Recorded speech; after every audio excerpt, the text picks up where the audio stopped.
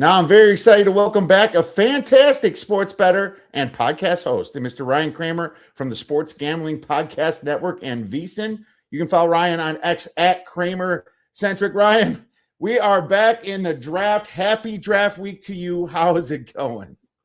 Happy draft week. First of all, love that the NFL manages to crush even the NBA playoffs. Baseball going strong. Doesn't matter. Let's talk about guys. Let's have our TMZ soap opera time of the year. We talk about rumors, smoke screens, and things that aren't real.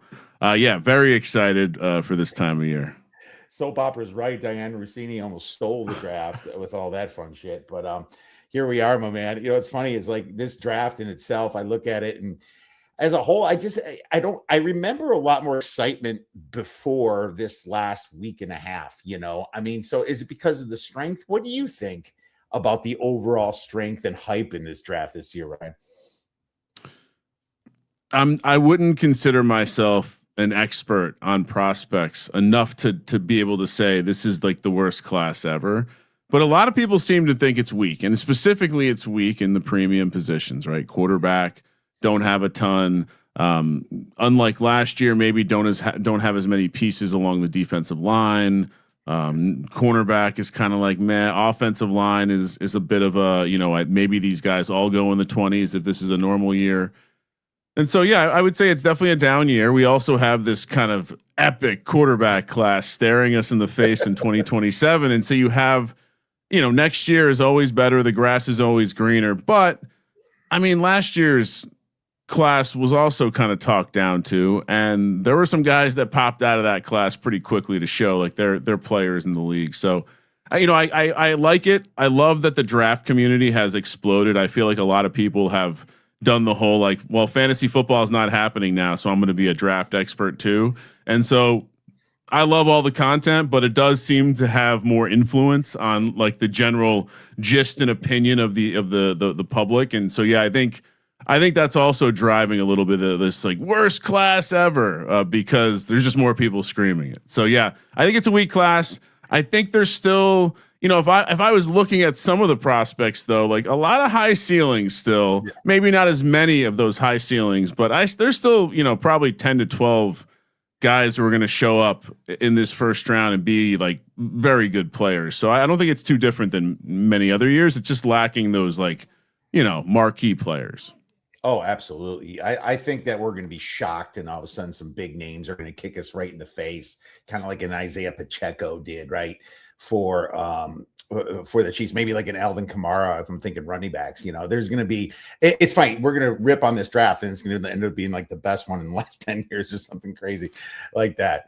And that's kind of the fun thing about it is like trying to predict this. And I think, you have to go way deeper in the draft. It's weird because you look at the top receivers and most of them are running subpar 4.5 and worse 40s. I don't really normally see that.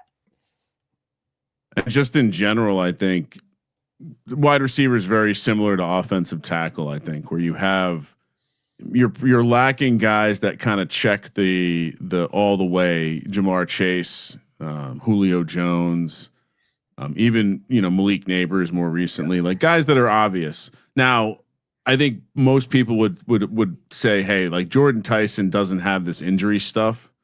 Maybe we're talking about him a little differently as one of those guys, but everyone else, I agree. But unfortunately, though, receiver, much like tackle, is one of those positions where because of the value equation and teams are so sharp to understand, well, who are what are the highest paid positions? Quarterback, offensive line, receiver, edge, cornerback. So these positions are going to be better values in the top 10. And so I think that ends up driving the receivers up. And so I actually think like even Carnell Tate, right? The 40 time, we even got like the apologetic insider saying, no, other guys had faster times. He's not that slow. I still think Carnell Tate's going to be a top 10 guy because at the end of the day, if you're drafting in the top 10, you probably don't fancy the idea that you're going to draft in the top 10 in the future. And that's generally where you have to pick an elite-ish receiver. And so I think regardless of if you believe they're fringe or not, they're still going to go regardless of 40 time. Yeah, I agree. I actually, in my mock, I have 2 receivers in the top 10 myself. So no disagreement on that one. It's funny. One quarterback is really that sticks out to me. Ty Simpson, and we'll get to that, but he's getting a lot of hype, and I kind of scratch my head a little bit on that one myself. But do you forecast a lot of trades coming this year? It's funny because everyone's kind of keeping wraps on things. I will say, for sucking at everything else, the Jets are doing a pretty good job of not telling us what they're going to do. Well, I will say, it's like, if these teams were smart, they would just have someone who was in charge of getting bad information out there. Because you don't need a lot of bad information, but just the existence of a little bad information will create uncertainty. As far as Ty Simpson, yeah, it does seem like, are the Jets interested? Or are the Jets not interested in Ty Simpson? Are they all in for this 2027 class? I think more teams are interested in Ty Simpson than we think. I'm not going to say it reminds me of Jackson Dart last year, because Jackson Dart had a ton of starts under his belt. It was different kind of question marks about what kind of player he was. But man, I think more teams are interested in Ty Simpson than we think. And it only takes one, as they say. And so I'm as someone who likes to bet on the draft, I have some investment on Ty Simpson to go in the first round. And so I could see someone not named the Cardinals or Jets drafting him. And that's possible. I don't think the Cardinals will, but it's like, you look at a guy that played for Alabama. He's 6'1" listed. His 40 times not great. He limps into the playoffs when many say that they shouldn't have. He has 1 year under his belt, and all of a sudden he's a first round guy. It's kind of like, where's he blowing people away at?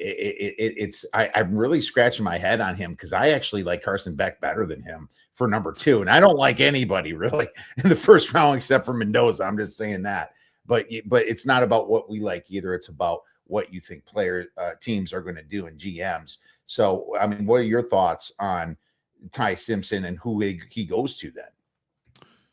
I mean, I certainly think,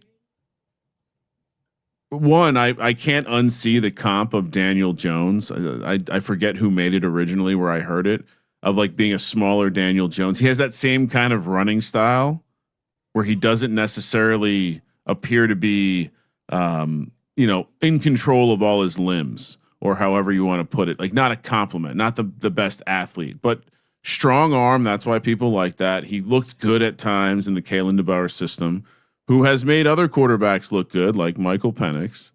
And I think he checks enough of the boxes to where, I think the inexperience is part of the benefit. People like the unmolded clay aspect of him. So maybe it's Pittsburgh, and this is like the McCarthy pick as he joins the Steelers. Still a lot of Aaron Rodgers uncertainty.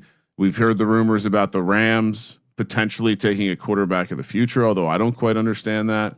And then I think there's the unknown, the team that just says, you know what, we think this is a guy, we have time to develop him, and we're going to do a Jordan Love type thing and take him at the back end of the first round. Maybe we trade in for cheaper. I certainly have some exposure, funny enough, for the Packers to take him in some sort of weird scenario. In that case, he's probably slipping, but I think enough teams are kind of intrigued by him, and we're just hearing the same type of smoke that we heard about Jackson Dart last year. That's where the comparison lies for me, where it's like people start going, no, this guy's going to go in the first round. Like, we're not sure where, but someone's coming to get him at the end of the first round.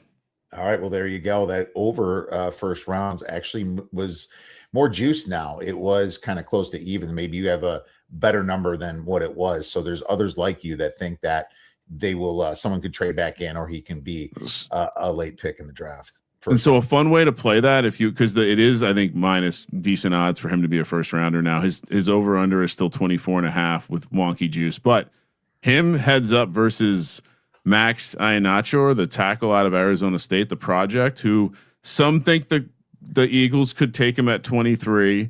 Other than that, probably someone that's going to go late first round, early second. So if you do think that Ty Simpson, could potentially get in somewhere in the 20s again, like Jackson Dart last year, 25, that you can get that at 2-1. And so that's, a different angle, a much better price. Obviously it's a little riskier in my opinion, because you're potentially going against the 23rd pick, but I like the price. And again, I'm kind of trying to buy up little pieces of Ty Simpson getting drafted in the first round where I can find a good price. Well, way to pronounce that last name. Ian Atcher, I was trying to say Acker. It's really tough, but he did block well for Jordan Tyson, and I think for Cam Scadaboo as well. So we'll see where he lands. It's funny. I mean, let's just quick jump to this. The position total is 7.5 for O-line. I thought I was going to get to 8, but I mean, on my mock, I stuck at 7 because I have Seattle suckering out at 32 and grabbing Jadarian Price at running back. I think it's very possible. I remember a draft that blew up that bet for me when Edwards-Helaire was drafted to the Chiefs. I was like, seriously, Chiefs, and so I'm scared as hell to bet under 1.5 running backs because of it. So we're going to be live during the draft on the Sports Gambling Podcast, YouTube, everywhere you can find us, and we're going to be having some exclusive markets that can be played. And one of them is we're going to be offering 8.5 offensive linemen. Here's why. I have 9 going in the first round in my mock draft. Francis Maui-Noah, Spencer Fanu, Vega Ioane, Monroe Freeling, Caden Proctor, Blake Miller, Caleb Lomu, Max Ionacher, Chase Basantis, and the hot take is Emmanuel Pregnon. And so going to the Bills, maybe the Texans, although I think that's Basantis. Either way, I have 9 guys. And so if you think it's going to be only 7 and you really want to have a confident play, I would tune into us because we're going to be offering that 8.5. And I'm definitely going to be buying up all the overs. Well, look at that. Like a little gambling on the Sports Gambling Podcast. That's fun during the draft. You got to tune in to check that out because that's a better number than you're getting right now. Right now, 7.5 is juiced to the over on the books. I'm not confident at all at my 7. I'm not gonna lie. I could definitely see 8. I could see 7. I doubt 6. I could see 9. It would not shock me. What's funny on these position totals, Ryan, I'm very close to what they are. I think I have like 5 wide receivers. I do only have 1 running back or quarterback. So I could be wrong on that if you hit your bet. But it's funny. I didn't find a hell of a lot of value in the positional totals itself. And usually I'm hitting them pretty hard because the cornerback class I'm scratching my head a little bit about the cornerback class. The safety, I've never seen safety as high as 2.5, man. It's crazy to me to see that number. And I have 2 or 3 myself going into first, which could be wrong. I mean, also, I feel like from a market perspective, they get sorted out, and they don't generally move the number; they just move the juice, and so they become kind of not super attractive. And then it just becomes the riddle of can I play? Like, have they affected the derivative markets appropriately, and can we find something there?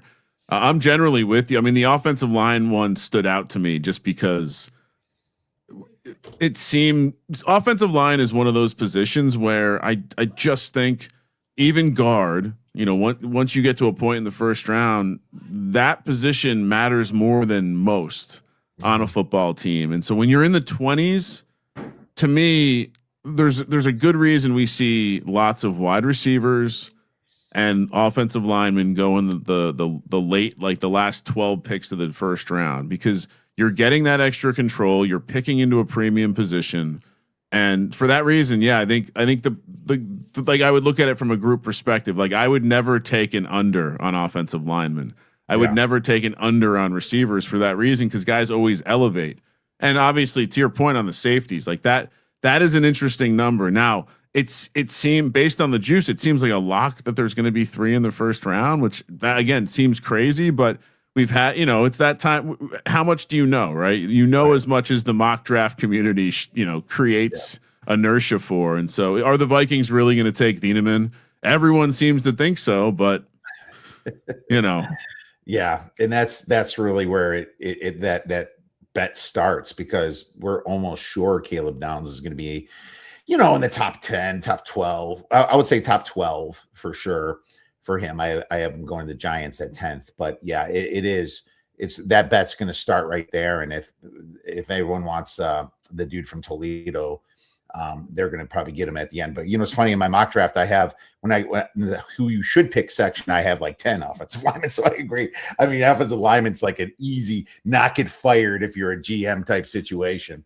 So I love that. But speaking of love, let's talk about picks 2 and 3 here. I mean, dude, the juice has been back and forth on 2. And what's funny is my thoughts. I mean, what I've heard around the grapevine is that it was kind of the same thing that Daniel Jeremiah and Schrager said. It's Bailey, and I quick hit it at plus 240 that he's going to be the second pick. And I bet a decent, and don't get me wrong. I have a shit bet from like 2 months ago that's going to be banged, and might as well throw that one in the garbage, obviously. But this was way before the draft even kind of was talked about. This is during college basketball season. So I do have to make up for my 1 unit on Bane. But, I mean, I honestly think that, do we even know what these GMs even think? Because the funny thing is that what if the Jets got a haul for the pick number 2? I mean, their mind will be trading back. And same with the Cardinals. It's kind of like even GMs, I feel, aren't completely sure. So this was a situation where we both had opportunities to take plus money on both of these guys, and maybe shame on us if we did it. There's always that immense regret when you don't play both sides of a market, and especially I'll pull back the curtain on my process a little bit. I like to leave myself reminders in the future on my calendar to effectively just from a little tidbit of like, hey, don't get tripped up by this again, make sure to look. And one of them this year was like, hey, just don't listen to anything the last week of the before the draft. And if things move, by the other side, because it's probably going to be garbage. And yeah, I mean, certainly I would love to have Reese and Bailey. And now I will say, latest news, I can't get the video of Bailey talking to a reporter about who he thinks is the Jets, but really he's talking about the Arizona GM. And it's in a positive sense. And so it's like, okay, now I'm tying Bailey back to Arizona, because in the end, he said the name, I think, right?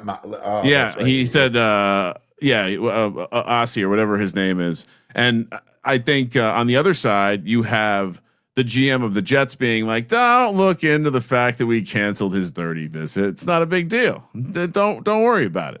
And so those two things I will be having Reese. And now the other thing is this, is Arizona really looking at Love? Is there actually pressure from ownership? I mean, look, if you had a GM that was doing the process the right way and drafting nothing but premium positions, but you weren't winning games, and you saw a guy that you kind of have some eyes for, like, that's the exact recipe for ownership getting involved and maybe helping press the button. What worries me about the Jeremiah Love stuff is Peter Schrager, who generally is plugged in at that level, has Jeremiah Love, I believe, going to the Cardinals in his latest draft. And so that is interesting.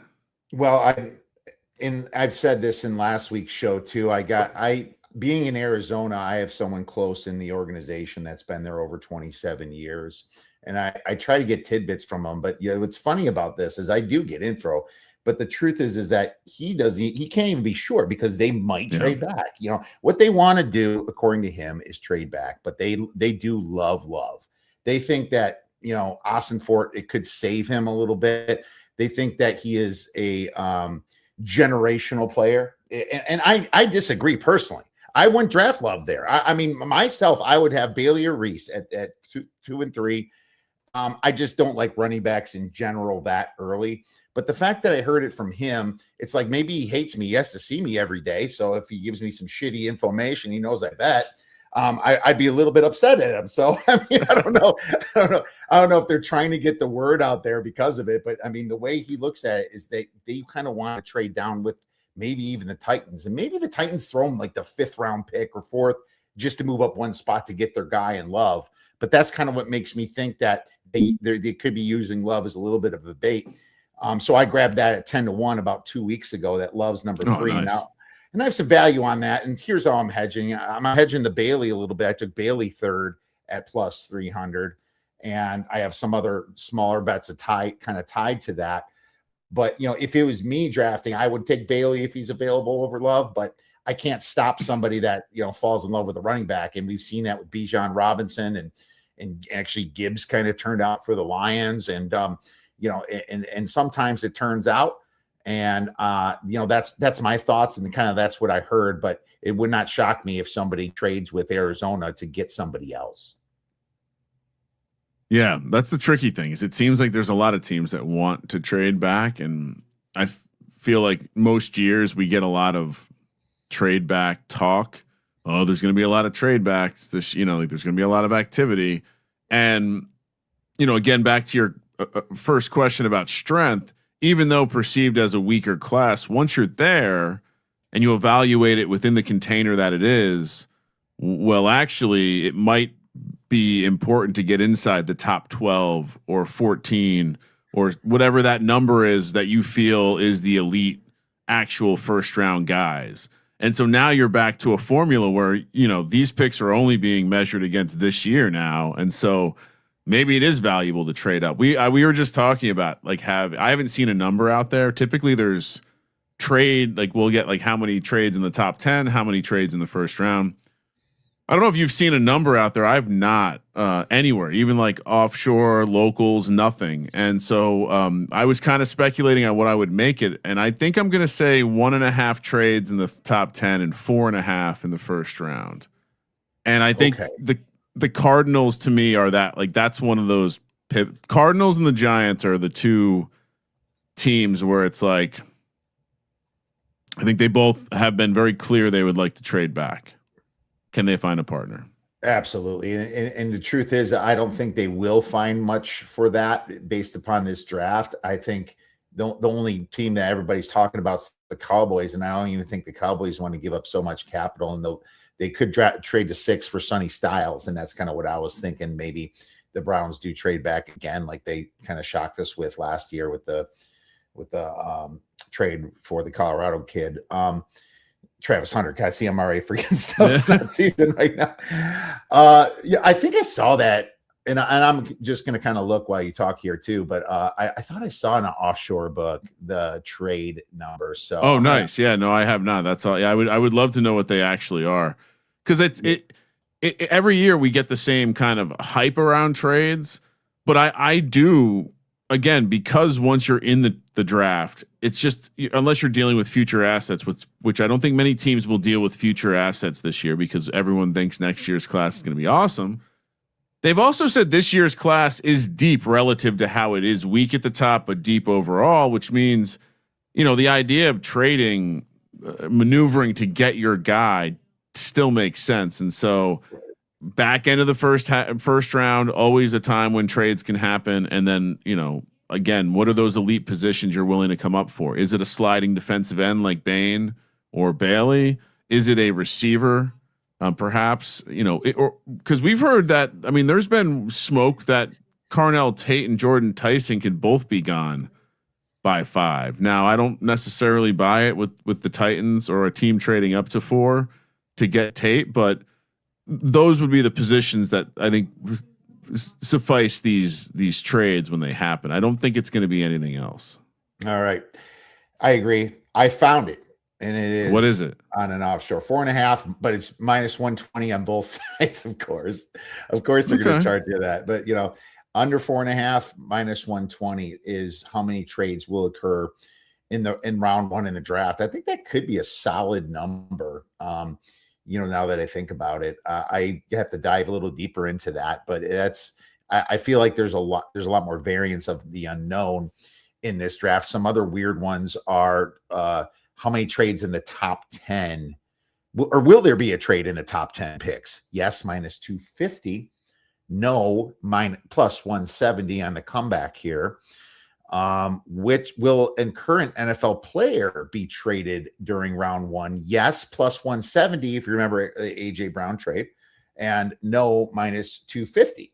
So most say no, but there could be a player actually traded. Too bad the Giants didn't wait on that one, right? So Interesting. So I was pretty close there. So basically 1.5 on the top 10 as well. Yeah, I would go. My instincts would say that I'm going to buy the smoke on the trades this year because I do think there are a smaller list of guys that are coveted that some teams who possess a lot of middle round picks will realize that maybe they can trade up at a discount this year because it is like Arizona, I think would take a discount to your point from a team like Tennessee or a short trade back. So to your point, I would probably go over on all of these. And yeah, I think now with the AJ Brown trade will not count. Obviously, that's going to be a post June 1st. But yeah, I mean, Kayvon Thibodeau, as a Giants fan, he's certainly on the table as someone that could be traded. I would say probably no on the player traded. I think. Right, and it was when Tennessee traded AJ Brown during the draft last year, or a couple years ago to Philly. So that's what I was thinking. And obviously, he's the big trade news again this year. 1.5 plus 150 to the over. So that's the top 10 picks here. So the offshore also has that. So you're right on the number, just 1 plus 150, close on the juice. I would, over. I think, yeah, if the Cardinals trade with the Titans, you can definitely see the Cowboys coming up, and you'd hit that. So I'm gonna circle that one, Ryan, and maybe revisit that one after the show. So what about positional totals? Like I said, I can bring them up here, our friends at FanDuel, and find out kind of what the proper numbers are here. So you say over. We'll start offensive line. You say over 7.5, correct? Yeah, and I mean I'm guessing the juice is pretty heavy to the over on the 7.5. Yeah, it is. Oh God, it's -1. It's up to -300 now. It was 240 last time I looked. So yeah, at -300, and again, we'll be dealing 8.5 live on our show during the draft. But yeah, I mean, I love the over. I think the offensive linemen are those guards that everyone's like, oh yeah, they're early second round guards. No.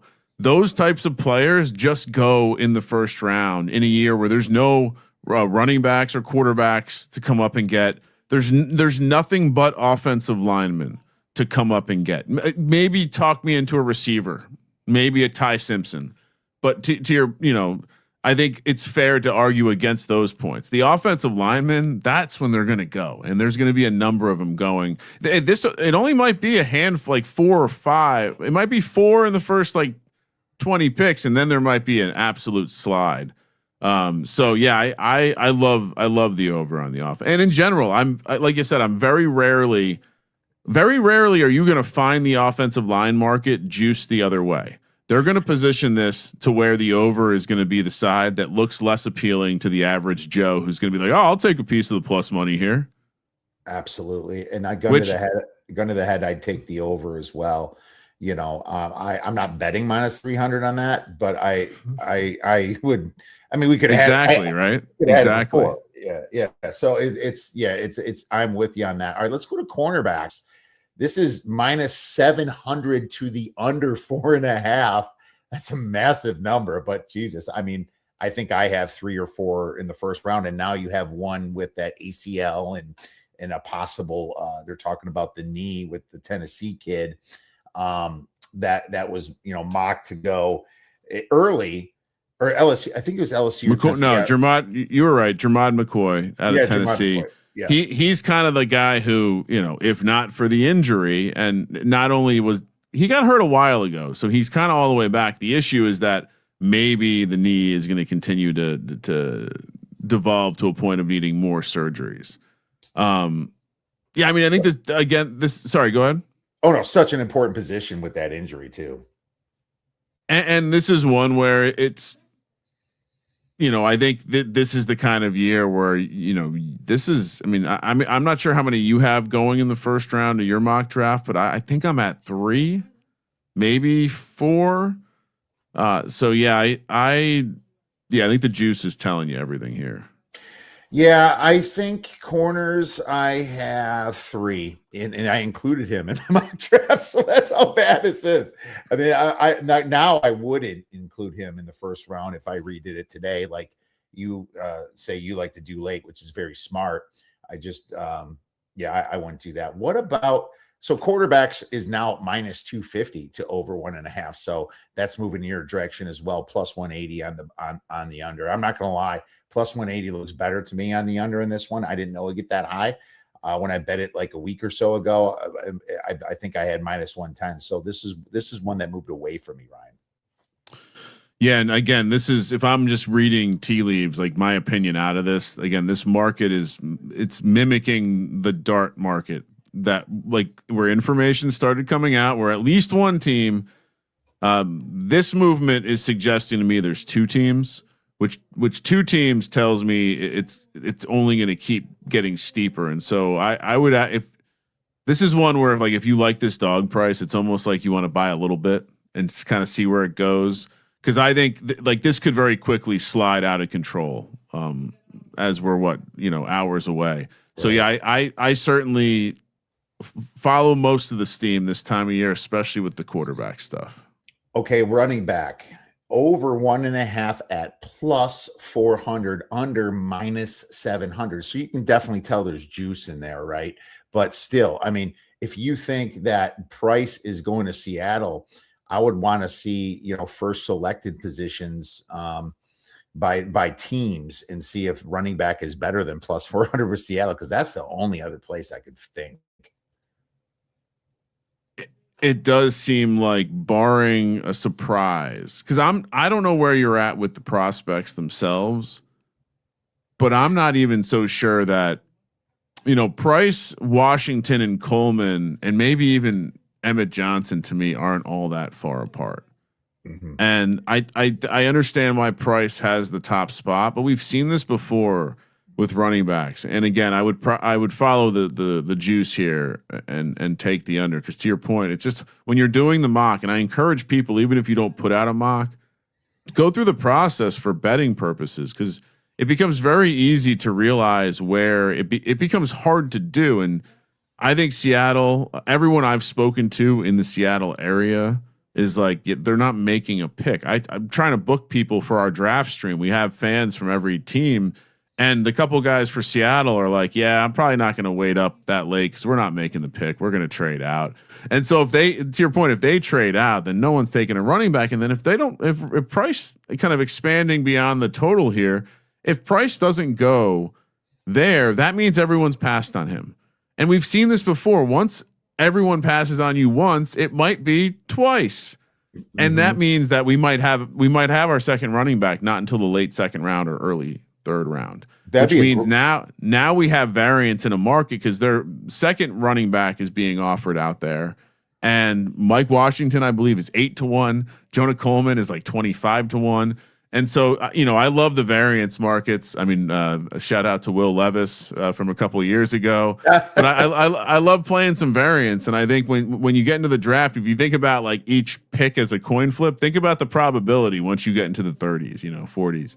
And so, yeah, Mike Washington, second running back, would be a fun one. But if we're talking first round, I think it is just going to be Jeremiah Love, because at the end of the day, I feel like we've had running back classes like this before where we just have a void and they just kind of slide on down to the third round, where it's a little bit, take the defensive tackles, the leftover offensive linemen and receivers in the second round, premium positions, cornerbacks, and let's save this running back stuff to the third round. Yeah, I remember our Will Levis conversations a couple of years ago, my friend. That's a tough one. But you know what? It's like it was his redemption. He could have came back, and I totally agreed with what you're doing there. It's funny about it's funny. The Seattle's got plus 330 on the first position as a running back, right? Their first position. Yet plus 400, two running backs in the first. Here's the problem: Seattle can trade back 5 spots, and then you still get a running back. And you look at that. So I would be curious to see a prop that says no running back in the second round, because I always remember running backs being drafted in the second round. I think that'd be a pretty cool prop to throw out there. And honestly, that's the kind of thing I think we would see pop up overnight. We'll have, I'd imagine something like that, like total, let's set the total for the second round, give me an over under half or one, even 1.5, I guess. But yeah, no, I just think I think there's like kind of these bunches of positions and positions that teams find valuable that are going to cause potentially a guy like Price to fall down the board.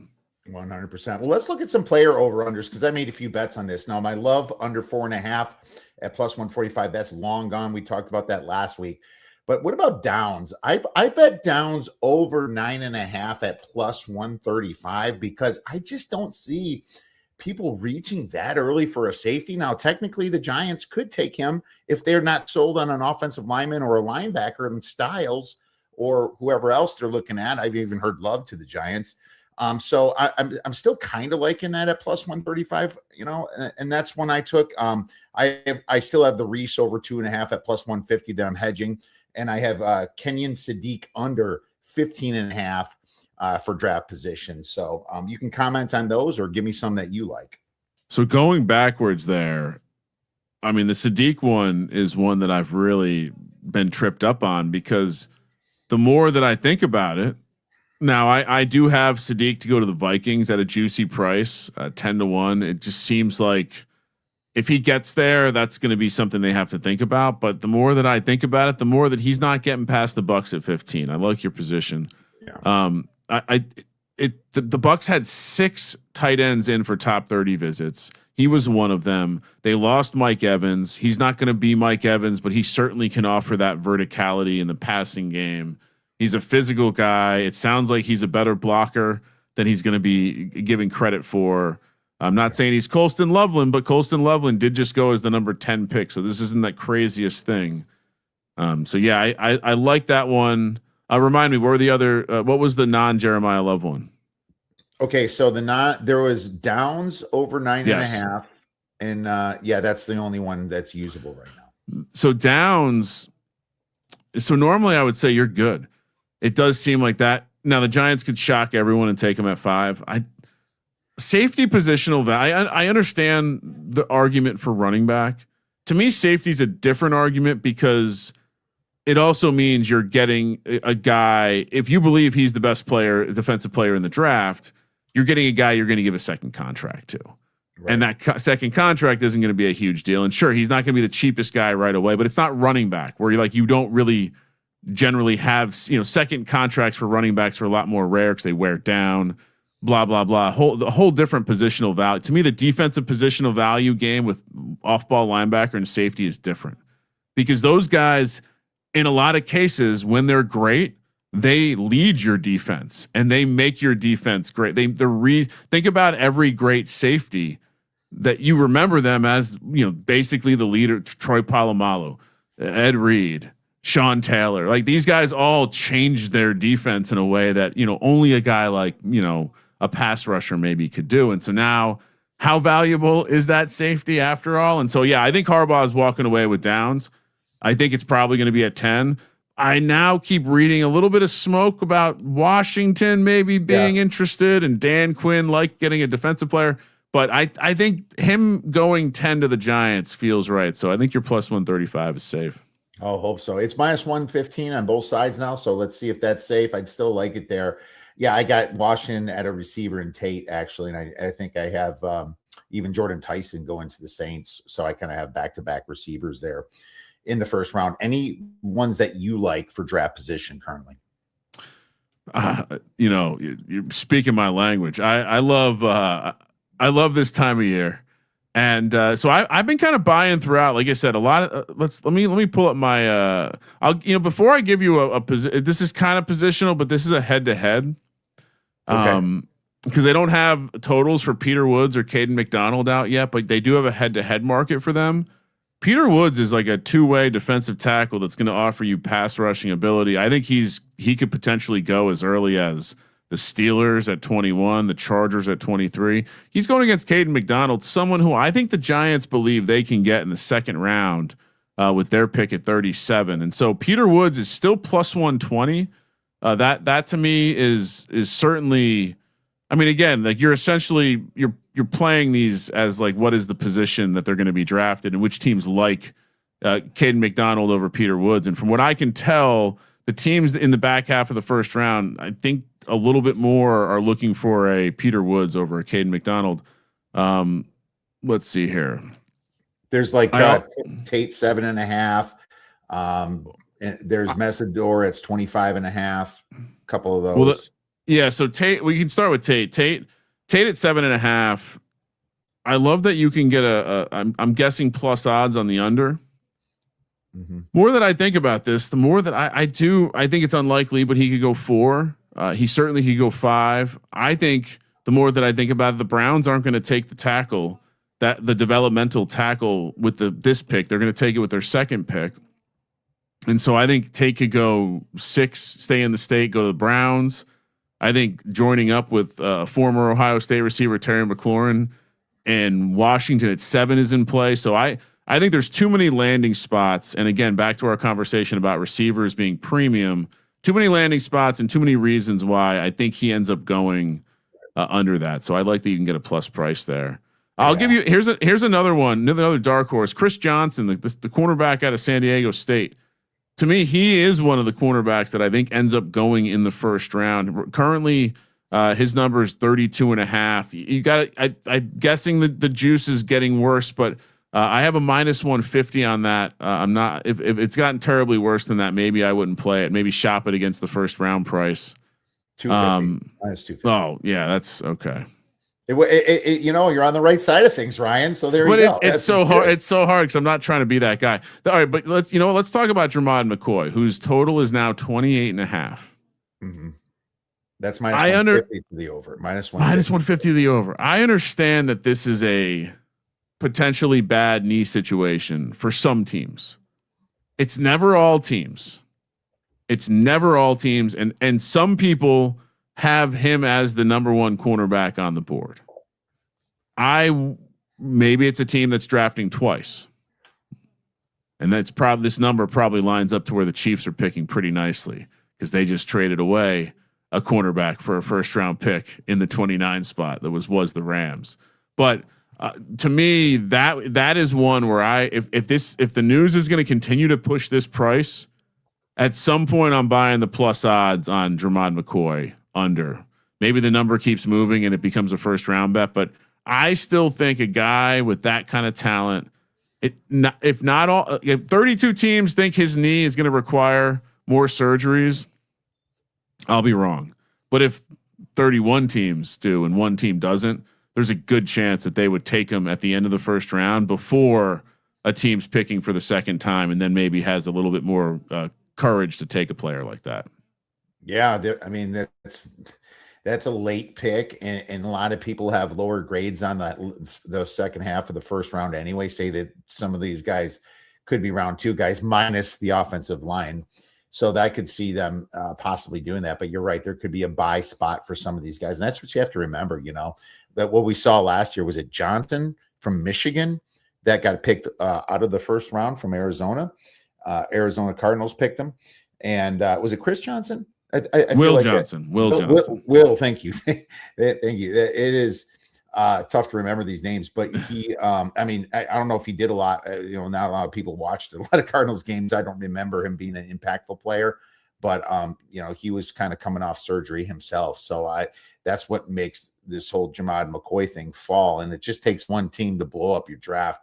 So, you got to be very, very careful on that. So let's move to some of those first draft positions from teams. And I got a couple long shots that I want to run by you. And if you bet any of these, they're kind of fun.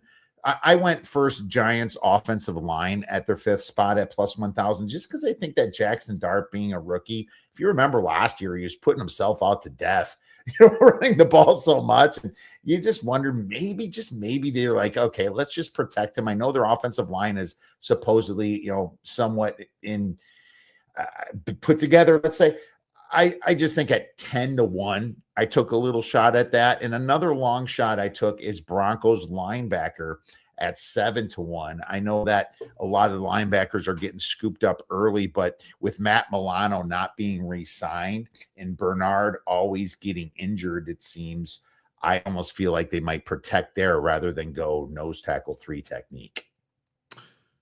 Yeah, I think the Giants one is very real. I mean, you remember it was fairly shocking when the Chargers took Joe Alt in that draft a couple of years ago with his brother in his first draft as the Chargers coach. And so, yeah, I mean, I think if they go that route, it could be Maui Noah there at 5. There's all now. This isn't the first pick, but there's all.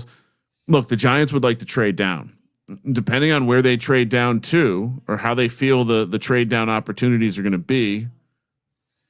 Let's say they go down to 10 and 12, and then we get to 10 and they take downs, and then we get to 10 and they decide, you know what, we're going to go with Vega Ioane, and we're just going to take our guard and plug them in there.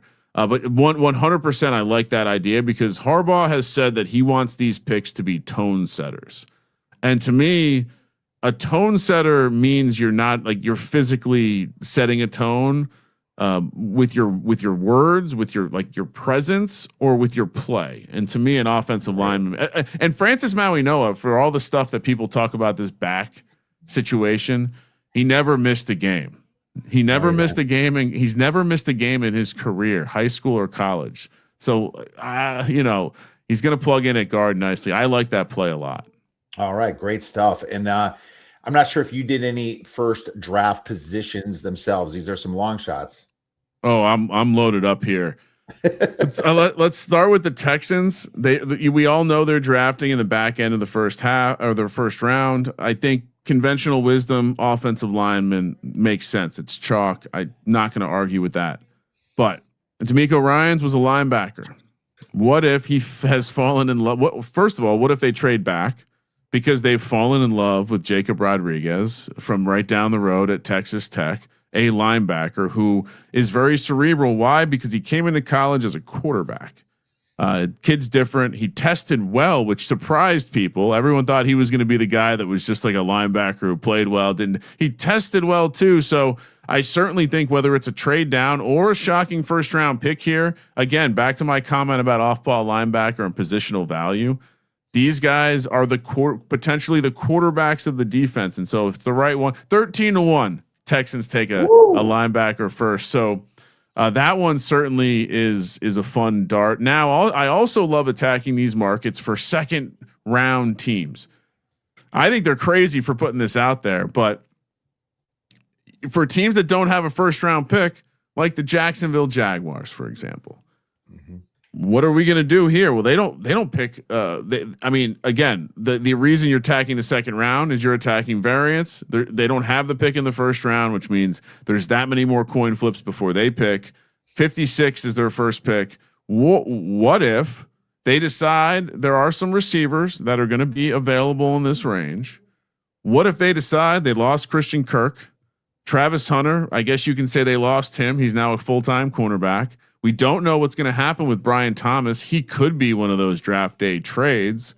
What if they go receiver here? It's plus 950. Little shocking. The price is so long considering it seems like a clear positional value of need and offensive coaching staff, et cetera, et cetera. Another team that doesn't draft in the first round, the Atlanta Falcons. I believe the chalk here is defensive lineman, something they invested heavily in last year. That's why they don't have a first round pick. James Pierce was the trade up target, which not looking great a year into that situation. Well, they also need cornerbacks, and I expect AJ Terrell's brother, Avion Terrell, to be available and on the board from Clemson when they're picking in the second round. Cornerback is plus 650 for the Falcons. Another one where it makes a lot of sense. That's certainly, offensive coach coming in, blah, blah, blah. But, this defense was getting closer. They need some help on the back end. I love the price and the pairing there. Wow. There you go, man. That is great stuff to think about. Especially, I love it when you take a long shot and the team trades back or they don't have a first round pick because what the hell happened to Brian Thomas, man?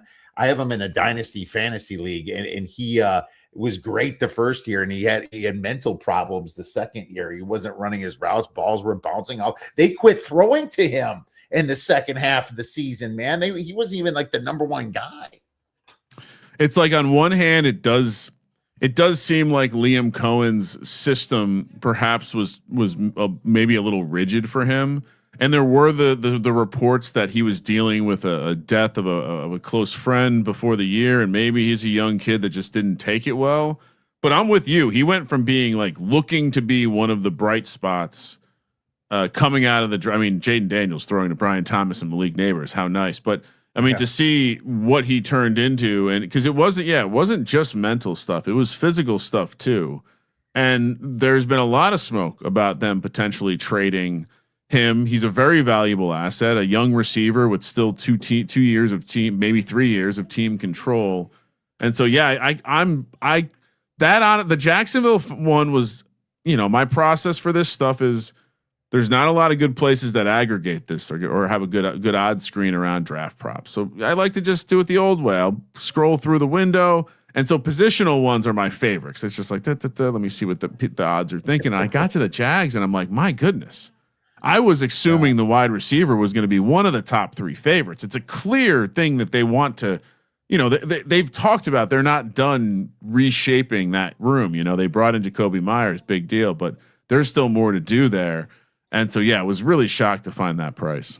Oh, that's a fantastic. I got one more for you. It's kind of up this same alley. It's not a team, but it's Mr. Irrelevant, which of course we know is the last pick. This year, the Denver Broncos have the last 2 picks. Sean Payton has talked about the need to bring a tight end onto this team. Tight end is plus 1,600 to be Mr. Irrelevant.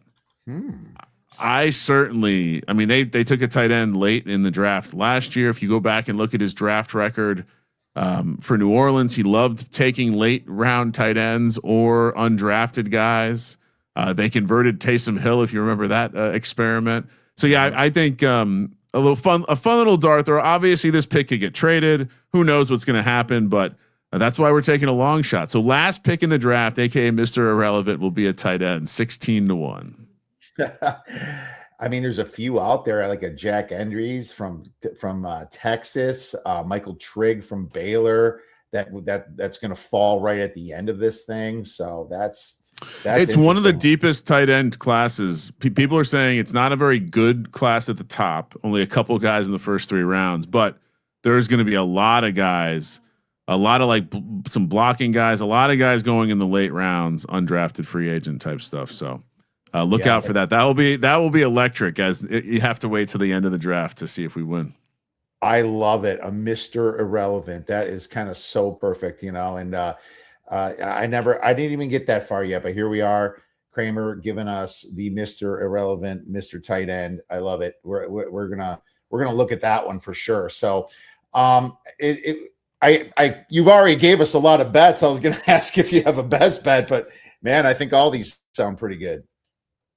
Honestly, my favorite, the favorite bet that I have that it's moved against me, so you can actually get a better price, is Francis Maui Noah to be the first offensive lineman drafted.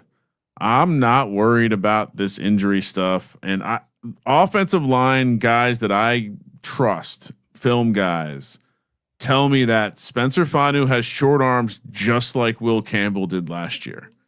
I think we have to rule him out. I don't care how good his feet moved. Will Campbell's feet moved well too. And we saw what happened in the playoffs. When it comes down to it and you got to block the best, they're just going to defeat you with their length. And you have, could Vega, you only go guard unlikely. You're kind of just, to me, fighting against a Caden Proctor, a Monroe, like someone taking a project early. But like I told you, I kind of convinced myself the Browns are analytical guys and they're going to go positional value, not reach on the project tackle when they have the second pick. So yeah, Francis Maui Noah, I was all over this at minus 200. It's now basically minus 110. And so I would encourage you to take that one. To me, he could go 3 to the Cardinals. We kind of had a little bit of discussion about that. He'd go to the Giants. Like you said, I think he's also in play to go a doubt to the Browns, but I do think he's in play to the Browns because he wouldn't be a project. And then I certainly think he's also in play to the Chiefs, who I think want to protect Patrick Mahomes. And so I think at least 3 of those teams have him number 1 on their lineman board. And so we're going to take him to be the first lineman. All right. Well, there you go. I love it, man. What about any big long shots, and you could even use your Texans linebacker or Mr. Irrelevant. And I call this beer bet bangers because it's kind of something, throw some beer money on and hey, you hit it, you buy a lot of beer, right? It's just a little fun banger for you. I got one myself. And I'm just going to go with what I said before. I really think that there's a chance that maybe the Steelers like Carson Beck, and the fact that Carson Beck has had so much experience, second quarterback selected, 18-1. Throw a little beer money on that one.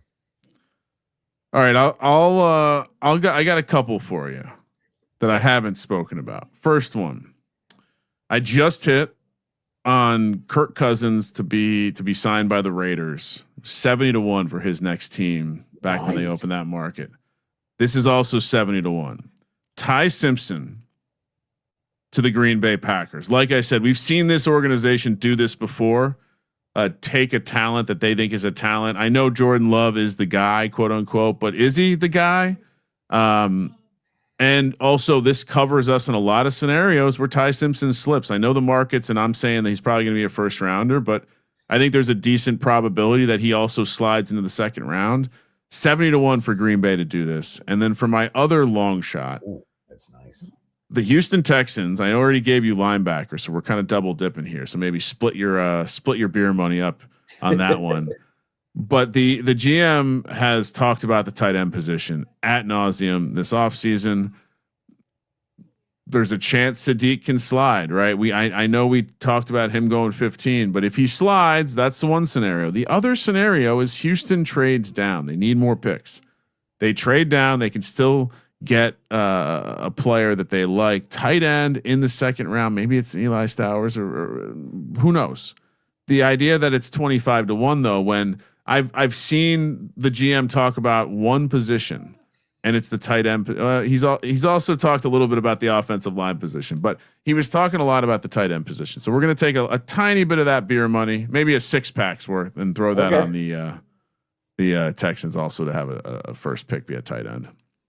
All right, well, love it. First pick tight end, big money for those odds. Hey, Ryan, thank you so much for coming on, my man. Really appreciate your insights. I can talk draft with you for like 3 hours, but I'm sure people would turn the show off if that's the case. So what's going on over at the Sports Gambling Podcast Network?